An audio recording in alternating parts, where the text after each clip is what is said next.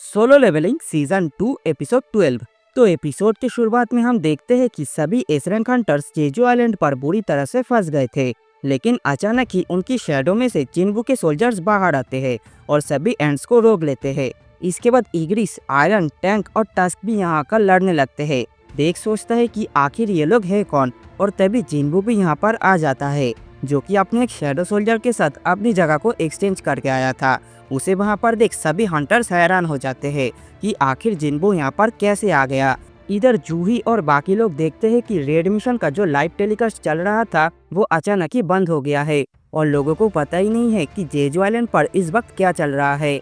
इधर broadcast channel पर लोगों के ढेर सारे कॉल्स आ रहे थे कि अचानक टेलीकास्ट बंद क्यों कर दिया और उसे दोबारा चालू करो, लेकिन डायरेक्टर का कहना था कि टेलीकास्ट तो छोड़ो, उनका अपना कैमरामैन से भी कांटेक्ट नहीं हो पा रहा है, कहीं ऐसा ना हो कि सारे एसरेंक हंटर मारे गए हो। इधर हम देखते हैं कि उस कैमरामैन का कैमरा खराब हो गया था और उसमें सिग्नल नहीं आ रहा था।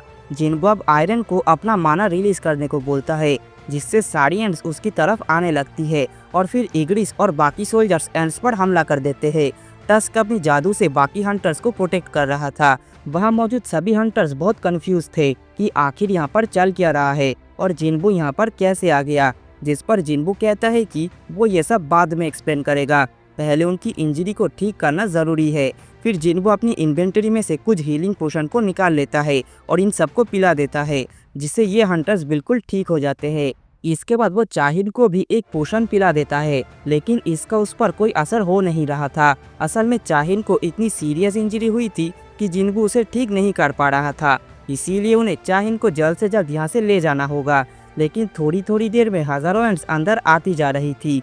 दूसरी तरफ चेयरमैन गो बहुत परेशान हो गया था, क्योंकि उसका आइलैंड पर किसी भी हंटर के साथ कांटेक्ट नहीं हो पा रहा था और जब से वो ब्लैक एंड सामने आया था तब से ही इनका लाइव टेलीकास्ट भी बंद हो गया है। अब ये सब देखकर वो अपने आप को ही कोसने लगता है कि अगर वो इतना बुरा ना होता तो वो भी इनके साथ लड़ने जा पाता। फिर वो प्रे करता है कि उसके सभी हंटर्स ठीक हो। इधर जीना भी गुस्सा कर रही थी कि अब तो उनका टीवी ही पूरा बंद हो गया है। फिर वो अपने रूम में चली जाती है। इधर रेजी अपने जापान के चेयरमैन को बताता है कि गोतो का सिग्नल अचानक ही कट हो गया है, यानी कि जरूर उस ब्लैक एंड ने गोतो को भी मार दिया होगा और उनका बाकी हंटर्स का भी कोई आता पता नहीं है।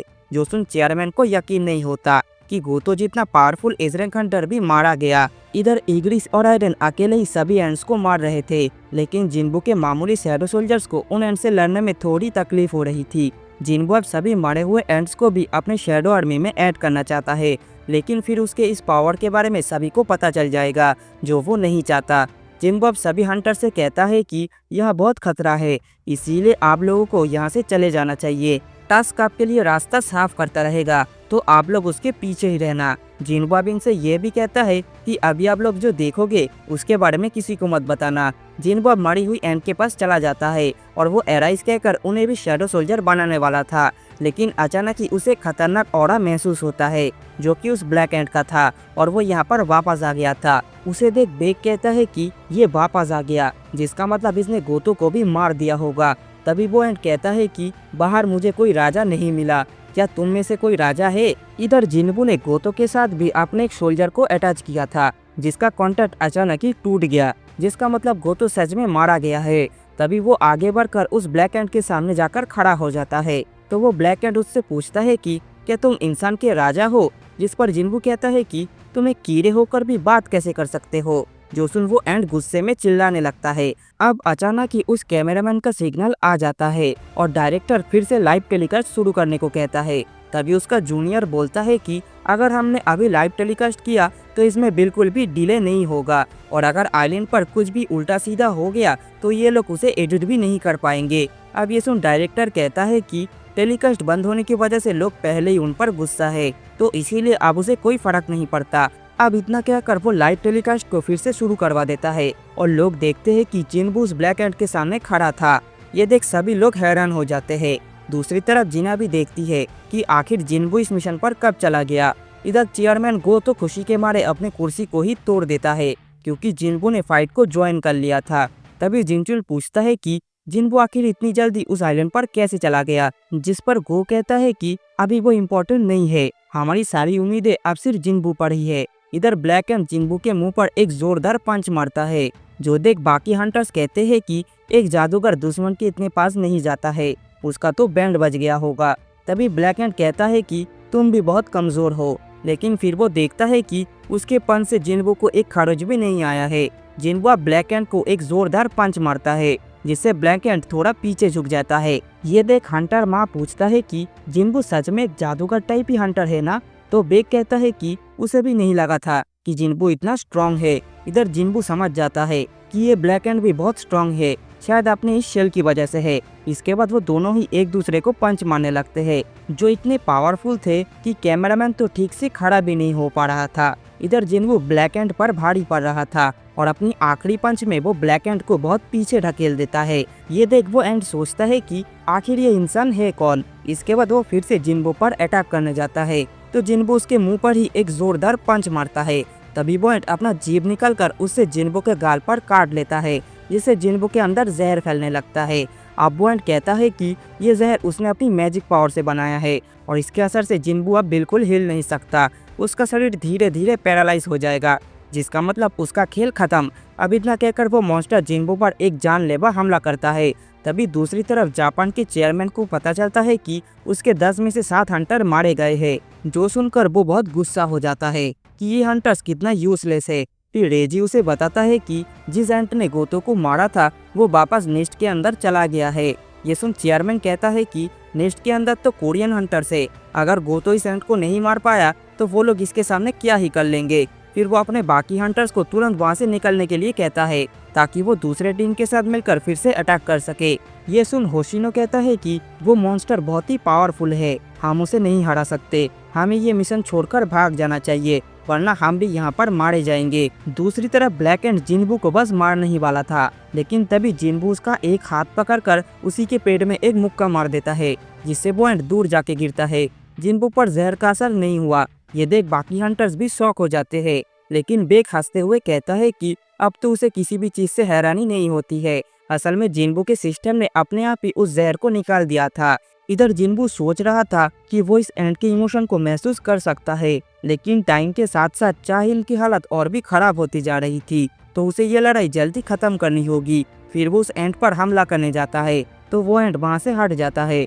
अपने पंखों के जरिए अब वो उड़ने लगा था। फिर वो कहता है कि इस आदमी पर जहर का कोई असर नहीं होता और ये फिजिकली मुझसे ताकतवर है, इसीलिए अब मुझे अपने स्पीड के भरोसे ही लड़ना होगा।